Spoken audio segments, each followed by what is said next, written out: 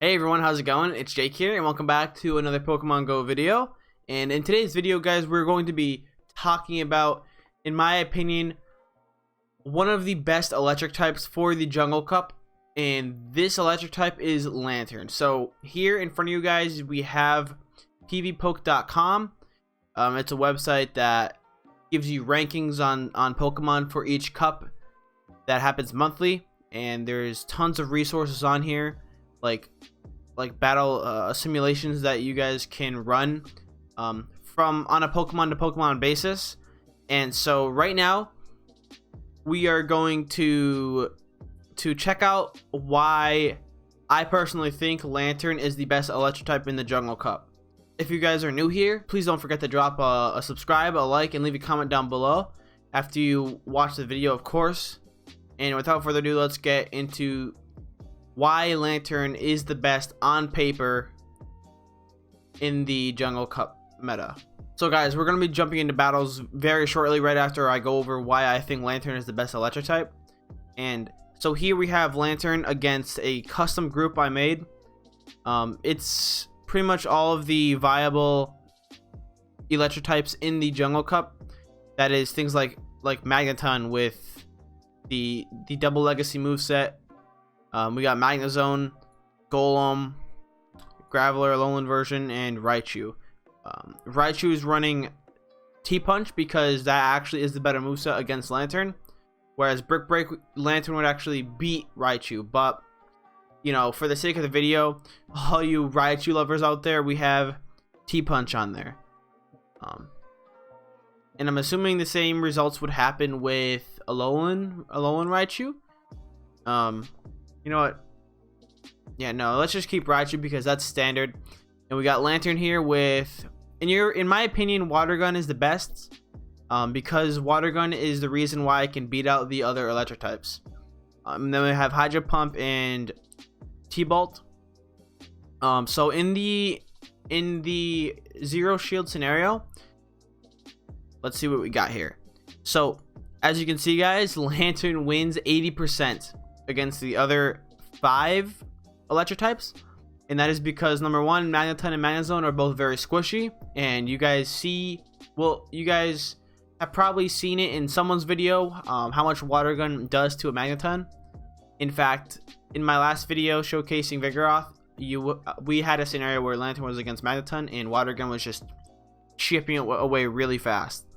And then same thing goes for the Alolan, Golem, and Graveler. As you guys know, it's part rock, which means those Water Guns will be super effective. So it can beat out all those Pokemon without shields. The only Pokemon it loses to is Raichu, and that is because Raichu has Wild Charge, and because Raichu can charge those up very quickly. But as you guys can see, this is a very close loss. Like, anything 500 is a tie, and anything below 500 is a loss. So 486, guys, is a very, very slim loss. So yeah, let's move on to one shields. And as you guys know, Lanturn is just a wall to the flyers. It resists all of the flying attacks in this group of flyers. Since it's part electric, it walls Noctowl, and you know, T-Bolt will easily nearly one-shot any of the flyers in this meta. So moving on to the one shield each scenarios, it does the same thing. It wins 80%. It loses only one, and that's to Raichu again. But the ranking is at 440, so that's another slight loss. But the reason why Lanturn is the best is because it beats the majority of the electrics. Raichu, for example, sure, it can beat Magnezone and Magneton, but then it loses to both of the Alolan, Golem, and Graveler. Yeah, that's just purely why I think Lanturn is the best. It's definitely by far the tankiest, and it definitely has that bulk to be able to beat just more Pokemon overall, and it's more shield efficient. So it's definitely the smarter option because of the bulk. Now, since I went over one shield, let's do two shield now, and this is assuming shield baiting. So as you guys can see, look at that. 100% win rate for Lanturn in the 2 shield scenario against all of the viable electric types. Now, obviously, there might be a few I'm missing, like Alolan Raichu, but Alolan Raichu and Raichu have the same results against Lanturn because they're pretty much the same Pokemon. Alolan Raichu just has that Psychic subtyping, but I'd say Raichu in this cup is slightly better. But yeah, guys, that's, you know, if that doesn't show you an example of why I think Lanturn is the best, then I don't know what will. Even if you want to run a real quick sim here against Noctowl as an example, let's just say it has Wing Attack, Sky Attack, and Psychic. Let's see here.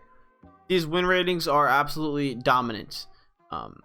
You guys can see the only scenarios where it can lose is the 1 to 2 shields and the 0 to 2 shields. And now take a look at these numbers, guys, for 0, 1, and 2, and let's see what Raichu can do, since Raichu is the only one that can beat Lanturn. As you can see, Raichu does better because of the fact of it's able to get to its charge moves, but Raichu, guys, requires shields in this cup. It's very squishy, and I just purely believe that Lanturn is just a stronger electric type attacker. And Charge Beam is perfectly viable as well. You just will have slightly worse matchups against the other electric types, but it serves the same purpose. It beats the flyers. It can also beat, you know, the bug and the steals depending on the shield usage. But anyways, enough of me blabbering about Lanturn. Let's get right into the battles with Lanturn.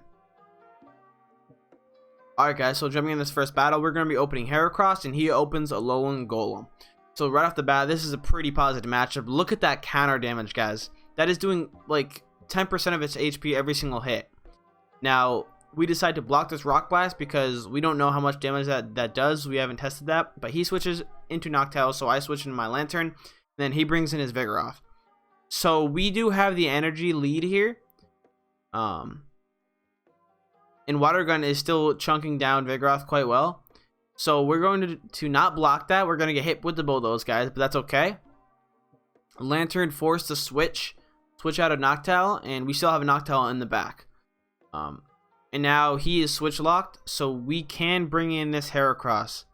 The reason I let Lanturn take that Bulldoze there was because we had already forced a shield from that Vigoroth, and that is part of Lanturn's role, is to force shields and is to force the flyers out of that scenario. So as you can see, all he has left is Noctowl, and we have our own Noctowl. So because we forced that switch into Vigoroth, we ended up with a positive matchup against his Vigoroth with our Heracross. And even though Lanturn was the sacrifice there to get Noctowl out of there, it worked out in the end because we had a hard counter to Vigoroth being Heracross. So Lanturn was pretty much able to do its role there. Let's get right into battle number 2. Alright, so jumping into this next battle, guys, we open Lanturn and he opens Vigoroth. So this matchup can go our way depending on shields again, but he needs to really shield bait us. So we're gonna actually go and switch into Heracross here. So we're going to switch into not Heracross. He switches into Noctowl, I switch into Heracross. So we're both locked in. This is obviously a terrible scenario for us, but he decides to use his energy, so we are okay with that, guys. This is Lanturn's time to shine. So we're gonna wait down the switch clock, obviously, and now we already have a Thunderbolt, but we're not gonna pull the trigger, because this is where Lanturn is very shield efficient. You don't have to block anything from Noctowl, whereas Raichu, it would actually hurt quite a bit. But he brings his Vigoroth back in, and look at that, we can hit it right off with a Thunderbolt. We force a shield, and we actually make a great switch into Noctowl to tank that Bulldoze completely. And he makes a switch, I'm assuming just by instinct, into Heracross. So that's a terrible scenario for him. We have 2 shields up, and we actually do predict a close combat, so very nicely done on him to get that second move. But I was aware of the possibility, And yeah, Noctowl is going to be able to finish up this game with the Sky Attack, and we take game number 2 as well. So you guys saw there, Lanturn just did an amazing job in its role. It tanked everything from Noctowl, and it was just able to farm. It was able to force a shield from that Vigoroth, and we made a great switch into Noctowl to take that game in the end. So let's get right into game number 3. All right, so jumping into game number 3, we lead he leads Noctowl, we lead Lanturn. So this is best case scenario with Lanturn, guys. He has to switch out of Vigoroth into Vigoroth, and we switch into our Heracross. So another very positive matchup for us. We don't need to block that first body slam, but we are going to want to block the second one. We obviously want to have that positive matchup there. And he's probably going to bring in that Noctowl again, so we can greet it with a Mega Horn, which we do. Obviously, it's not going to do very much damage at all. But again, this is where Lanturn comes into play. We're going to wait down the switch clock so we don't get switch locked.